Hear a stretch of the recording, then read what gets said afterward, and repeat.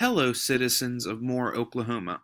My name is Clinton Mullins, and I am the director of FEMA, and it is October 4th, 1998. It has come to my attention that we have had a tornado develop at 8:37 p.m., and it is about a half mile north of 19th Avenue.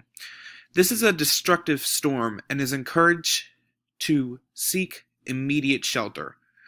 However, it is our priority to provide citizens with the information to remain safe and calm.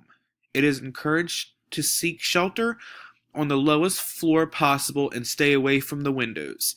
It is also encouraged to stay in the center of the room. Avoid corners because these places can attract debris.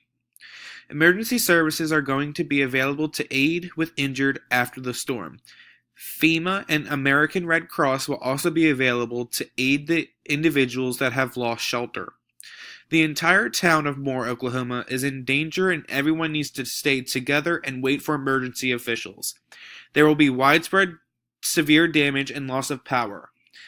It is important to remain calm and keep your family together and wait for further information that will be given by the emergency personnel. Thank you.